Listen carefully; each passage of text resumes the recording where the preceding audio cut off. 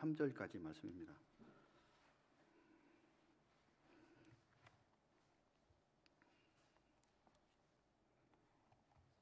요한복음 20장 21절부터 23절까지 말씀입니다. 저와 여러분이 같이 한 목소리로 읽겠습니다. 예수께서 또 이르시되 너희에게 평강이 있을지어다.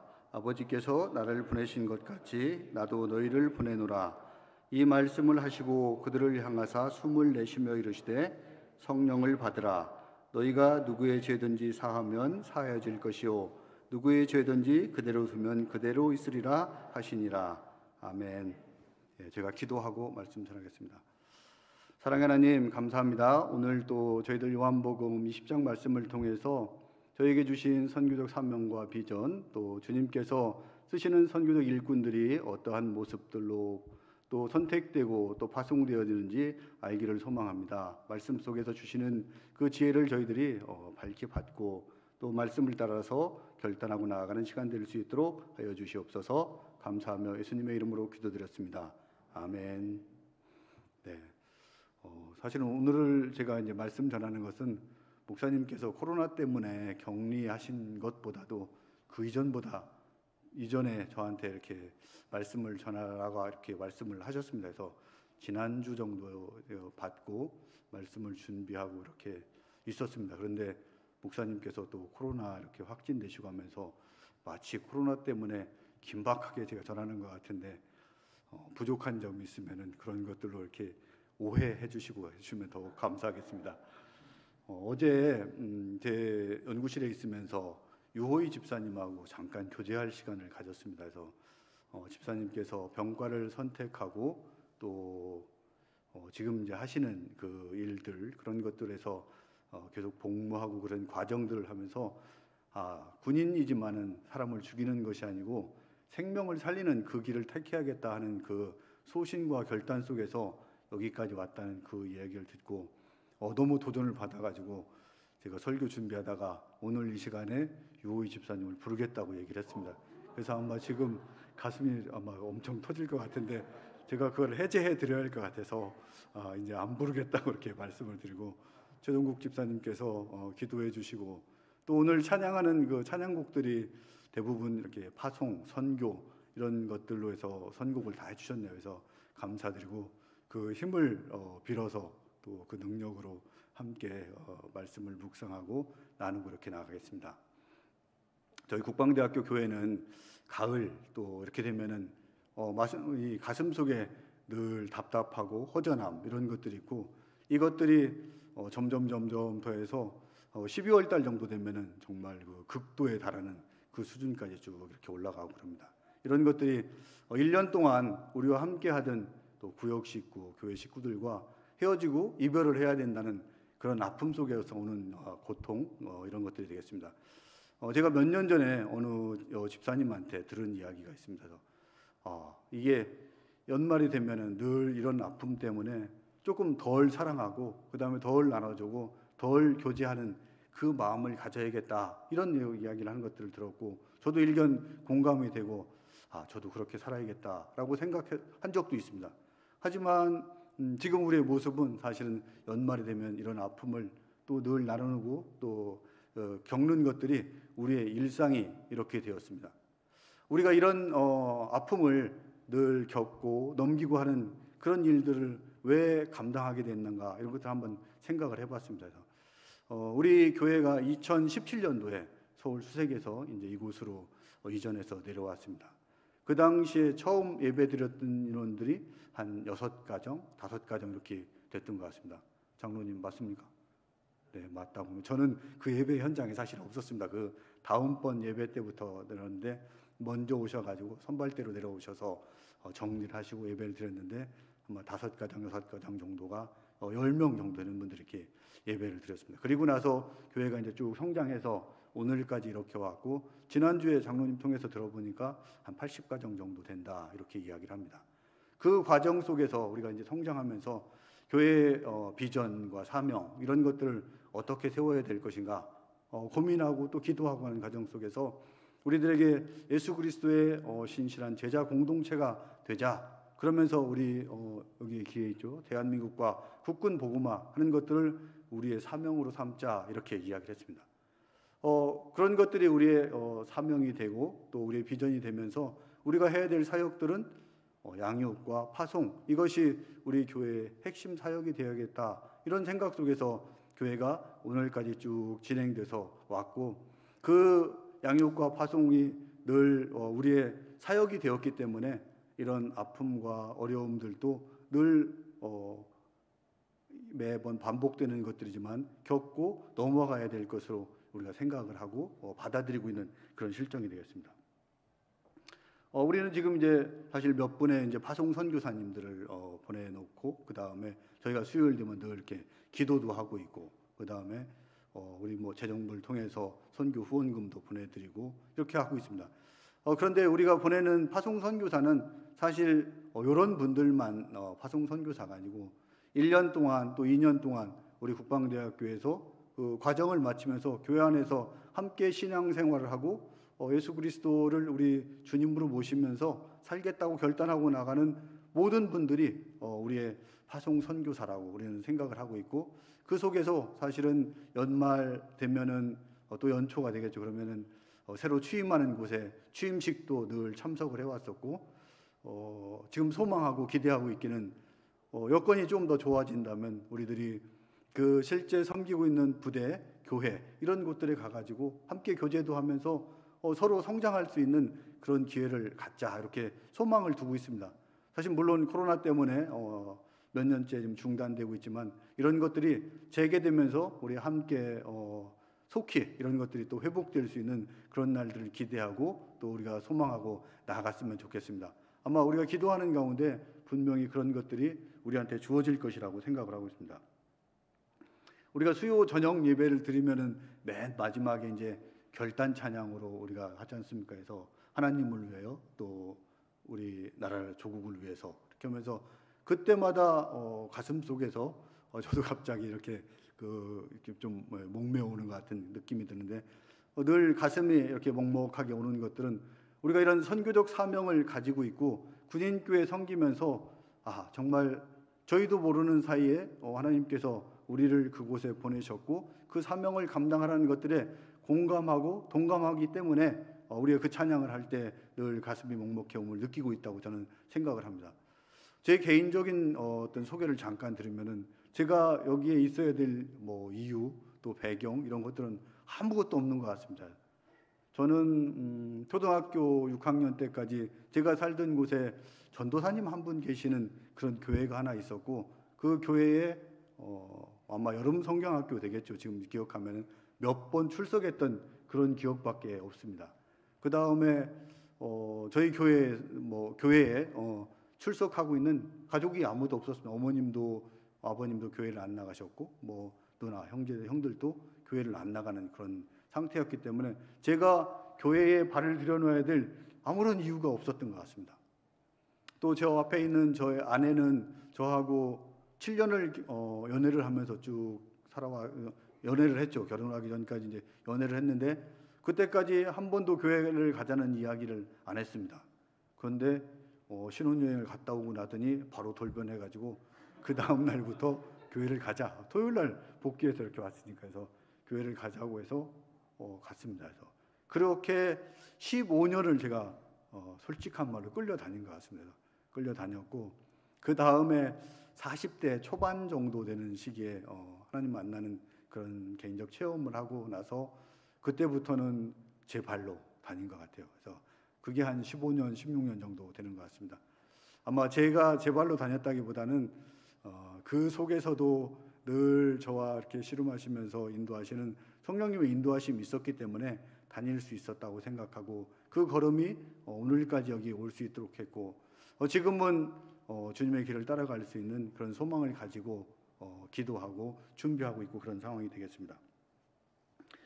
지금 이제 돌아볼 때 정말 이 모든 것들이 하나님의 역사와 계획이 아니고서는 이루어질 수 없는 그런 일들 속에서 우리가 진행되어 왔고, 이런 경험과 체험은 저뿐만 아니라 여기 계신 모든 분들이 다 가지고 있는 그 경험이고 체험일 것 같습니다. 우리 고백 속에서 우리가 분선교, 또 선교, 전도 이런 것들을 사명으로 생각할 수 있는 것들은 성경 속에서 마태복음 28장 19절 20속에 나와 있는 대로 너희 가라, 그 다음에 제자를 삼아라, 세례를 베풀어라, 그 다음에 가르쳐 지키게 하라 하는 이 네 가지 우리에게 주신 그 대사명이라고 얘기해요. 그 사명 속에서 우리가 무엇을 해야 될 것인가 이렇게 발견하고 오늘까지 왔던 것 같습니다.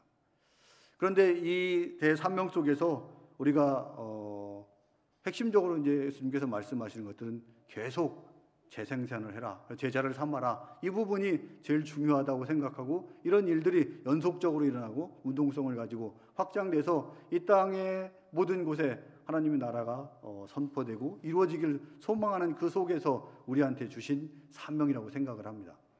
하지만은 이 마태복음 28장 19절 20절 속에 있는 것 속에서는 뭐를 해라는 나왔는데 어떻게 하라, 이 방법은 조금 덜 나온 것 같고 그거에 대한 답을 주는 것이 오늘 요한복음 20장 21절부터 23절까지 말씀이라고 생각하고 그 말씀 속에서 우리가 하나님이 주신 은혜를 한번 나누었으면 좋겠습니다. 그래서 이 상황은 예수님께서 십자가에 달리시고 나서 다시 부활하고 이렇게 일어서신 그 상황 속에서 이런 말씀이 전해집니다. 사실 예수님께서 부활하셨을 때 막달라 마리아가 그 무덤에 가서 제일 먼저 빈 무덤이 된 것들을 보고 그 천사가 얘기하면서 제자들에게 가서 예수님께서 부활하셨다는 것들을 이야기하라 이렇게 이야기를 했습니다. 그 이야기를 듣고 나서 베드로와 요한이 새벽에 일찍에 와서 무덤을 딱 보는데 아마 들어가지도 못하고 이렇게 꾸부정한 모습으로 봤던 것 같아요. 그러고 나서 무덤이 비었으면은 이게 예수님이 살아나신 거다 하는 것들에 대한 확신을 분명히 가질 수 있는 상황임에도 불구하고 이 사람들은 그거에 대한 확신을 갖지 못하고 쓸쓸하게 다시 이렇게 집으로 돌아가고 말았습니다. 그때 막달라 마리아는 다른 제자들과 같이 똑같이 집으로 가지 않고 그 무덤문 앞에서 울고 있었던 것 같습니다. 그때 예수님께서 나타나셔가지고 내가 부활했다는 것들을 다시 제자들에게 가서 이야기해라 이렇게 말씀을 하시고 막달라 마리아가 가서 제자들에게 부활했다고 이야기를 하고 있습니다. 하지만은 제자들은 이 말을 듣고 나서도 두렵고 떨리기 때문에 아마 유대인들이 또 우리를 잡으러 오는 건 아닌가 이런 마음 속에서 문을 꽉 닫아놓고 있는 그 상황 속에서 예수님께서 나타나셔가지고 오늘 하신 말씀처럼 내가 하나님께서 나를 보낸 것 같이 나도 너희를 보낸다 이렇게 말씀을 하고 계십니다. 그러니까 예수님께서 십자가에 달리시고 다시 부활하시고 이제 승천하셔야 될 정말 긴박하고 바쁜 상황 속에서 제자들에게 당부하는 그 말씀입니다. 그것이 우리 마태복음에서는 28장 19절 20절에 있는 말씀이고 오늘 우리에게 주신 요한복음 20장 21절 23절까지 이 말씀을 통해서 너희들이 선교, 전도 이거를 복음 전하는 것들을 어떻게 해라 하는 부분에 대해서 이야기를 하고 있습니다. 그 속에서 하시는 말씀들을 한번 나눠보겠습니다. 첫 번째 우리에게 주는 그 하나님의 메시지는 이 선교, 전도 이런 것들이 정말 소중하고 중요하기 때문에 아무나 보내지 않는다 하는 것들을 우리에게 보여주고 있습니다. 그래서 이 말씀 속에서 하나님이 예수님을 보내신 것처럼 또 예수님이 제자들을 보내는 것처럼 그 보낸 것들은 바로 예수님의 제자들만 보낸 것들이 아니고 우리도 똑같이 하라는 그 말씀 속에서 오시기 때문에 오늘 그 말씀 속에서 우리에게 주는 것들을 봤으면 좋겠습니다. 그래서 첫 번째 주신 말씀들이 분명히 이게 정말 중요하기 때문에 아무나 보내지 않는다. 준비된 사람, 소중한 사람을 보낸다 하는 것들을 우리에게 말씀 속에서 분명히 보여주고 있습니다. 우선 하나님께서 예수님을 어떻게 보내셨는지 우리가 한번 알아보겠습니다. 이것은 요한복음 1장 1절 우리가 잘 알고 있는 그 말씀 속에서 나오고 있습니다. 우리 화면에 있는데 한번 같이 읽어보겠습니다. 태초에 말씀이 계시니라 이 말씀이 하나님과 함께 계셨으니 이 말씀은 곧 하나님이시라. 그래서 여기에서 예수님은 말씀으로 이렇게 비유가 되고 있습니다. 우리가 알고 있는 대로. 그래서 그 말씀, 예수님은 태초부터 계셨던 그분이다. 그분은 하나님과 함께 계셨다 하는 것들을 우리에게 얘기하고 있습니다. 그 다음에 그 하나님과 함께 계신 그분이 바로 하나님이다라고 우리에게 이야기를 하고 있습니다. 그러니까 하나님께서 똑같으신 그 자기 자신을 우리가 지금은 쉽게 알 수 있듯이 삼위일체 하나님으로서 우리가 이해를 하고 있지만, 그 하나님께서 이 땅에 오신 것이고, 이 땅에 오실 때 가장 낮고 천한 그 모습으로 우리에게 오셨다 하는 것들입니다. 그러니까 하나님께서는 이 세상을 구원하기 위해서 한 분을 보내셨는데, 하나님께서 정말 사랑하시는 그 아들이고 또 본인이 되시는, 자신이 되시는 그분이 바로 이 땅에 가셔서 세상의 구원을 이루기 위해서 가신 그 분을 보내셨다 하는 것들을 우리에게 분명하게 이야기를 하고 있는, 그것이 하나님께서 예수님을 보내신 과정이고, 다음 예수님께서 또 아버지께서 나를 보낸 것처럼 나도 너희를 보낸다 할 때 예수님께서 제자들을 보내셨습니다. 그 제자들은 처음에 12명을 보내셨고 나중에 70명을 이렇게 보내십니다. 그러면서 예수님께서 보내신 그 제자들은 때로는 잘 말도 안 듣고, 또 예수님께서 3번씩이나 이렇게 순한 예고를 했지만은 실제 예수님께서 십자가에 달릴 것이라는 것들을 이해도 못하고 생각도 못하는 그런 제자 같지만, 예수님께서 늘 가까이 하시면서 가르치시고 또 제자들의 발을 씻기시고 섬기시고 가장 아꼈던, 어떻게 보면은 예수님께서 떠나셨을 때 다음 일을 이루어갈 사람이라고 생각한 그 소중한 사람, 준비된 사람, 그 당시로서는 가장 준비된 사람을 예수님께서 보내셨다고 보면은 맞을 것 같습니다. 그것이 하나님께서 보내시고 예수님께서 보내실 때 택함을 받은, 보냄을 받은 사람들의 신분이고 그 사람들의 어떤 상태, 이런 것들이라고 볼 수 있습니다. 그러면은 우리는 어떻게 하면은 예수님께서 또 성령님께서 보내시는 그 선교적 사명, 이거를 감당할 수 있는 사람이 될 수 있겠습니까? 이런 부분에서 우리가 한번 질문을 하고 또 의문을 갖지 않을 수 없는 그런 상황이 되는 것 같습니다. 우선 선교적 사명을 감당하기 위해서는 주님을 믿는 사람이 되어야겠죠. 그래서 믿지 않는 사람이 가서 선교를 한다는 것들은 말도 안 되는 거예요.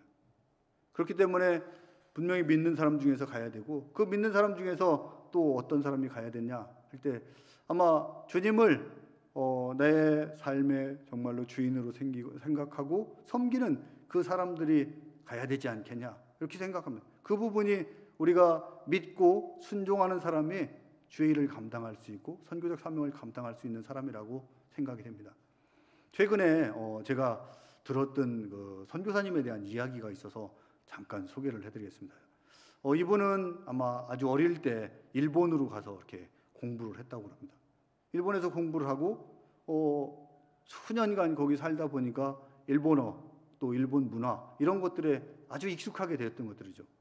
그렇기 때문에 나중에 일본에 가서 나는 선교해야겠다, 일본 선교사로 다시 가야겠다는 그런 사명을 가지고 아마 국내에 들어와 있던 그분이었던 것 같습니다. 그런데 이분이 그런 사명과 비전을 가지고 쭉 준비를 해오는데, 이제 교회에 파송을 시켜달라고 요청을 하고 교회도 보낸다 이렇게 약속했는데, 교회가 결단을 새롭게 한 겁니다. 지금 시기는 일본 선교보다 중국 선교가 더 중요하다라고 생각해서 그런 결정을 하고 나니까 이분이 이제 딜레마에 빠진 겁니다. 지금 선교를 가야 될 것인가, 아니면 다른 곳을 바꿔야 될 것인가. 일본으로 선교를 간다는 것들은 모 교회로부터 어떠한 후원도 받을 수 없다는 그런 것들을 의미하고, 그 다음에 본인이 중국으로 선교를 간다는 것들은 아무것도 준비하지 않은 상태에서 가야 되는 그 딜레마 속입니다. 저한테 그 상황에서 이렇게 질문을 하더라고요. 유전도사 같으면 어떻게 할 거야? 그래서 저는 기다린다고 그랬습니다. 다음에 때가 되면 가겠다고 했더니 나중에 그분의 이야기를 하면서 답을 해주시더라고요. 그분은 중국 선교사로 기도하면서 가셨다 이렇게 하더라고요. 그래서 왜 그렇게 했느냐 물어봤더니, 하나님의 선교다. 교회가 하는 선교들도 있지만은 하나님이 하시는 선교는 교회를 통해서 그 선교의 사역을 감당하시기 때문에 교회가 결정한 것들에 따르고 순종하는 것들이 하나님께 순종하는 것이다 라고 이렇게 갔다고 하더라고요. 그래서 그 얘기를 듣고 저는 사실은 되게 많이 회개를 했습니다. 그런데 이런 것들처럼 우리가 이해될 수 없고 또 이해할 수 없는 그 상황 속에서도 하나님의 말씀에 따라서 또 공동체가 결정하는 것들에서 따라갈 수 있는 그런 것들이 정말로 우리가 순종하고 나가는 그 모습들이고, 이처럼 우리가 믿음의 결단 속에서 또 순종하는 그 마음이 있을 때 우리가 주님께서 정말 소중하게 생각하고 또 귀하게 생각하는 그 사람으로서 선교적 사명을 감당할 수 있는 사람이라고 생각합니다. 그 외에도 물론 하나님께서 우리에게 요구하는 것들이 많이 있으실 겁니다. 아마 선한 사마리아인처럼 정말로 이웃을 위해서 도움을 줄 수 있는 그런 사람도 필요할 것이고, 그 다음에 늘 하나님과 교제하면서 하나님의 말씀을 따라서 살아가기로 늘 결단하고 또 살아가는 그 사람이 되었을 때 우리가 그런 일들을 감당할 수 있을 것이라고 생각이 됩니다. 그런데 우리가 어떻게 그렇게 완벽한 사람이 될 수 있겠습니까? 쉽지 않잖아요. 또 하나님은 그런 완벽한 사람만 들어 쓰시는 것이 아니고 부족한 사람들도 세워서 쓰시고 또 그 사람을 통해서 역사하시는 하나님이라는 이런 믿음과 확신 속에서 우리가 나아가는 것들이 더 필요한 것 같고, 우리가 선교적 사명을 가지고 감당하고 나아간다는 것들은 내가 부족하지만 주님께서 나를 통해서 역사하실 것이라는 그런 확신과 소망 또 소명 속에서 나아가는 그 마음들이 우리가 갖추어졌을 때 하나님께서 우리를 들어 쓰실 것으로 믿고 또 기대하고 또 확신하고 있습니다. 우리 모두가 정말 부족하지만 하나님께서 부족한 것 채워서 쓸 수 있는 저와 여러분이 되길 소망합니다. 두 번째 우리가 하나 더 알아보면은 두 번째 우리가 이 말씀 속에서 제자들이 어떻게 파송되었는가 하는 것들을 또 볼 수 있습니다. 그래서 떠나는 사람들을 빈손으로 보내지 않은 것 같습니다. 우선 하나님께서 예수님을 보내실 때도 독생자의 모습으로 가장 낮게 오셨지만은 실제는 예수님께서는 모든 권능을 다 가지고 오셔서 모든 기적과 표적을 행하실 수 있었고, 그 기적과 표적을 행하심으로써 사람들이 저분이 하나님의 아들이야, 또 하나님이야 라는 것들을 고백하고 했고, 그 고백을 통해서 또 선포되는 말씀 속에서 하나님 나라가 확장되어 나갈 수 있도록 했던 것들이 하나님이신 것 같습니다. 두 번째로 그러면은 예수님께서 또 제자들을 보낼 때는 어떻게 보냈습니까? 우리가 잘 알듯이 마태복음 10장 9절 10절 말씀 속에 보면 제자들을 보낼 때 빈손으로 가라고 했습니다. 전대에 아무것도 넣지 마라. 배낭에 금이나 은을 넣지 마라. 또 배낭 속에다 두보로 가지지 말고 그냥 가라, 이렇게 말. 아마 모든 것들을 하나님께서 책임져 주시겠다 하는 말씀 속에서 보내신 것으로 우리는 이해가 됩니다. 하지만 그 속에서 보내시면서 예수님은 그냥 보내시지 않았습니다. 오늘 읽은 본문 22절 말씀에 보면은 이 말씀을 하시고 그들을 향하사 숨을 내쉬며 이르시되 성령을 받으라, 이렇게 말씀을 하고 계십니다. 그러니까 가져간 것들은 없지만은 실제 성령의 능력을 가지고 갈 수 있도록 제자들에게 함께하는 그 성령을 보내주셨던 것을 우리는 볼 수 있습니다. 물론 여기서 제자들이 바로 성령을 받고 또 그것에 따라서 활동을 하지는 않습니다. 나중에 이제 마가의 다락방에서 오순절 성령 강림 사건을 통해서 제자들이 성령을 받고 실제 그 소명을 가지고 나갈 수 있게 이렇게 해주고 있습니다. 이것처럼 제자들 또 예수님이 오실 때 사실은 빈손으로 가라고 했지만은 성령님을 통해서 일하시는 그 하나님의 권능이 주어지면서 가라고 이렇게 말씀을 하셨습니다. 우리도 마찬가지 이 선교적 사명을 감당할 때 우리는 뭐를 가지고 가야 될지 모르겠습니다. 이제 1년 동안 어떤 분은 T성경 공부를 열심히 해가지고 그것을 지식과 지혜를 가지고 가실 수 있는 분들도 있고, 여기서 또 기도하면서 기도의 능력 속에서 또 하나님이 주신 그 마음으로 갈 수도 있고 여러 가지가 있을 것 같습니다. 하지만 제일 중요한 것들은 성령의 능력을 우리가 가지고 나아가는 것들, 성령의 능력이 함께 할 수 있도록 나아가는 그 모습들이 제일 중요한 모습들이 아닌가 이렇게 생각을 합니다. 우리가 그러면은 성령님께서 실제 우리와 활동하게 하려면은 어떻게 해야 될지 생각하지 않을 수 없는 것 같습니다. 요한계시록 3장 20절 말씀 한번 같이 읽어보겠습니다. 네, 함께 읽겠습니다. 볼지어다 내가 문 밖에 서서 두드리노니 누구든지 내 음성을 듣고 문을 열면 내가 그에게로 들어가 그와 더불어 먹고 그는 나와 더불어 먹으리라, 이렇게 말씀하고 있습니다. 예수님께서는 또 성령님께서는 사실 모든 것을 다 하실 수 있는 그분입니다.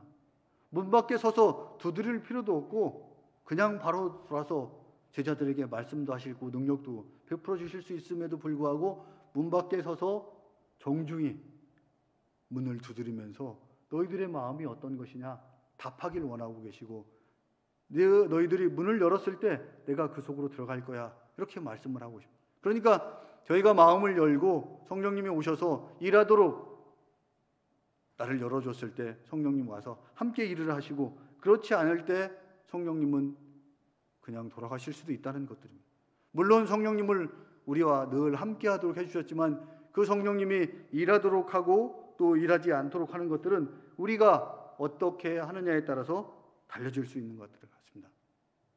그래서 어떤 상황이 오더라도 우리는 정말로 예쁘게 이렇게 질문하는 것들이 필요한 것 같습니다.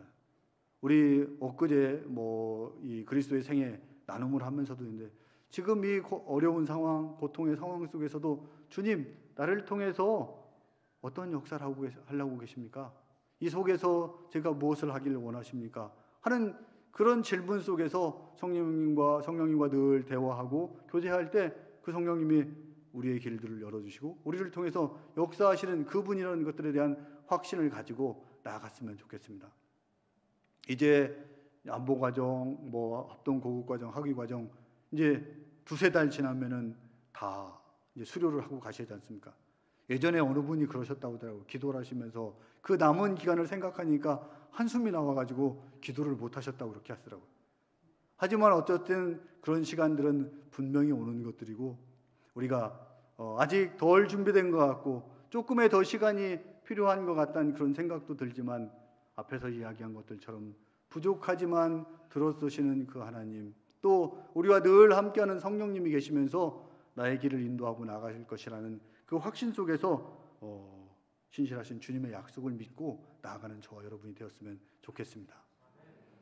시간이 조금 많이 갔네요. 그래서 목사님이 안 계실 때는 예배가 일찍 끝나서, 근데 제가 한 가지 더 준비한 게 있어서 말씀을 끝까지 드리겠습니다. 세 번째 말씀 속에서 오는 것들이 하나가 더 있습니다. 그래서 이 파송되는 분들이 무엇을 위해서 가느냐 하는 그 목적과 사명에 관한 것들입니다. 어떤 분명한 목적과 사명을 가지고 갔다는 것들입니다. 하나님께서 예수님 보내실 때는 그 보내신 목적이 누가복음 4장 18절 19절 말씀 속에 나오고 있습니다. 한번 같이 보겠습니다.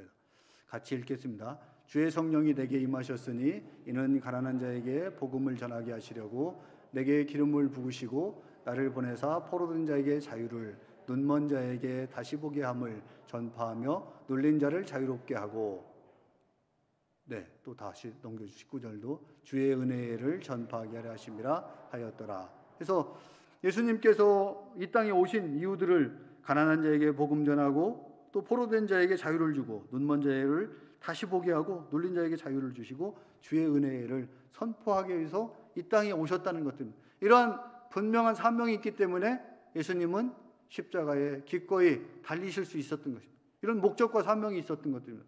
제자들도 마찬가지입니다. 앞에서 말씀드린 것들처럼 제자들이 그렇게 훈련을 받고 했지만 예수님이 십자가에 달리셨을 때, 또 무덤에서 살아나셨을 때, 그때 제자들은 그 역할을 잘 하지 못했습니다. 아마 옆에 있던 그 막달라 마리아 여인만도 못했던 그런 제자들이었습니다. 하지만 오순절 성령 강림 사건을 통해서 성령세를 받고 나서 이 사람들 다 변화되었습니다. 우리 성경 속에 나오는 것들은 야고보 사도가 실제 순교한 그 사건만 기록되어 있지만 나머지 10제자, 마띠아까지 포함한 11제자가 전부 다 끝까지 하나님의 사명을 잘 감당하고 거의 다 순교하고 이렇게 돌아가신 것들로 이렇게 기억되고 있습니다. 그 모든 것들이 가지고 있는 사명이 있었기 때문에 그렇다는 것들입니다. 그분들이 존재해야 되는 이유와 목적을 가지고 있었다는 것들입니다.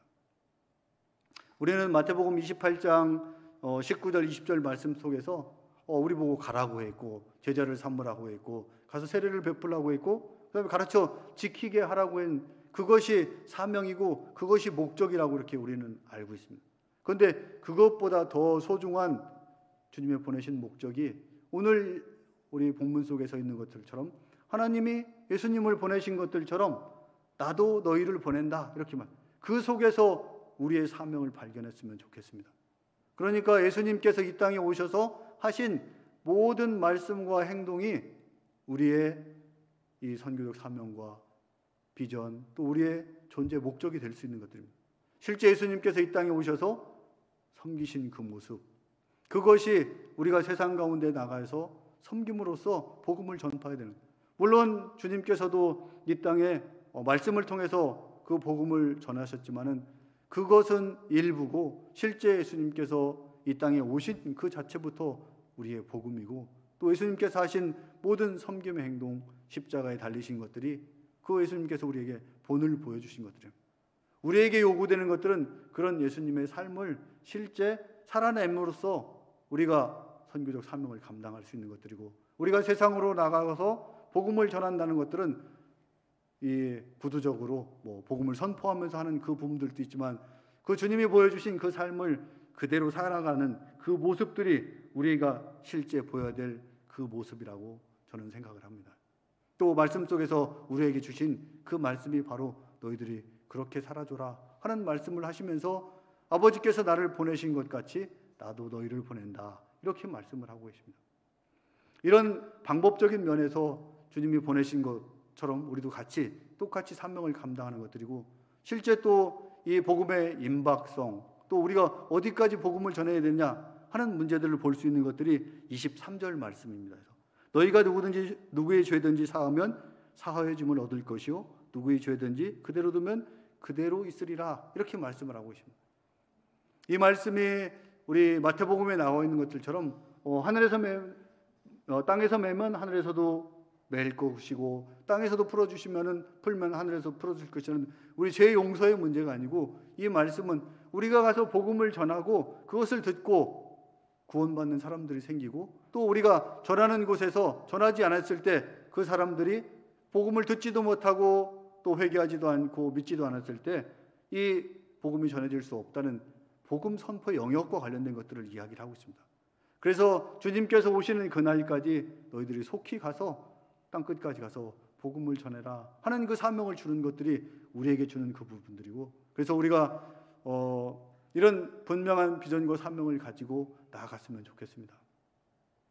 아마 제가 이렇게 매주 화요일 날 사실 교제를 하면서 여러분들하고 이렇게 나누는 시간들을 좀 갖고 있으면, 저녁에 이제 다른 교회에 계신 분들하고 하는데, 하다가 보니까 이제 들려오는 직접 간증을 하지 않지만 다른 분들 보면은 어떤 사성장군 되신 분들은 이런 비전과 사명이 있으니까 사성장군이 됐을 때도 가서 주일학교 주로 신우들이 되겠죠. 신우들에게 신우교사로서 섬기는 그 일들을 젊어서부터 한 것들을 지금까지 계속 놓지 않고 하시는 그런 분들도 있고, 어떤 사단장님은 아마 성도들이 사용하는 화장실, 또 신우들이 쓰는 화장실 매주 청소하는 것들은 아무도 이렇게 손을 못 대게 하는, 그것도 아마 잘못됐을지도 모르겠지만 어쨌든 그 일은 본인이 감당해야 될 사명이라고 생각하고 강대상 바닥을 닦는 것들은 내 일이다라고 생각하는 분들도 있고, 또 어떤 분은 관용차에다가 늘 과자 봉지를 가지고 다니면서 하나님의 사랑을 전하고자 하는 것들을 본인의 사명으로 나가고 이렇게 섬기고, 그런 것들을 사명으로 생각하고 사역을 하시는 분들도 있는 것 같습니다. 우리에게 주신 그 사명, 또 내가 할 수 있는 것들은 무엇인지, 이 모든 것들이 우리에게 주어진 은사와 달란트 속에서 하는 것들인 것 같고, 그것들을 발견하고, 또 하나님이 원하시는, 정말로 하나님께서 예수님을 보내신 것처럼, 또 예수님께서 제자들을 보내신 것처럼 우리도 같이 보냄받은 그 사람이라는 인식, 또 생각 속에서 그 일들을 감당하고는 저와 여러분이 되었으면 좋겠습니다. 우리 특별히 이제 군선교 비전 2030을 통해서 우리는 매년 10만 그리스도인을 지역사회, 지역교회로 보내는 것들을 비전으로 삼고 있습니다. 그런 속에서 우리가 감당해야 될 사명, 또 우리의 존재 목적들이 무엇인가, 이런 것들을 발견하고 나아갔으면 좋겠습니다. 말씀을 맺겠습니다. 우리가 예수님께서 정말 말씀하신 것들처럼 제자들을 보낼 때 하신 말씀, 하나님께서 나를 보낸 것처럼 나도 너희를 보낸다 했을 때, 하나님께서는 또 선교적 사명을 위해서 가는 사람들은 정말 준비되어 있고 소중한 그런 사람들이 간다. 또 이 사람들이 갈 때 빈손으로 가지 않고 성령의 능력이 함께 가고 있다 하는 것들을 믿고 확신하고 나아갔으면 좋겠습니다. 그리고 저희에게 주신 그 분명한 비전과 사명이 우리의 선교적 사명들을 감당하는데 분명한 이정표, 좌표가 될 수 있다는 그 마음속에서 이제 곧 있을 파송 그 날을 위해서 우리가 기도하고 준비하고 나아갔으면 좋겠습니다. 우리 함께 찬양하며 또 주신 말씀을 가지고 함께 기도하겠습니다.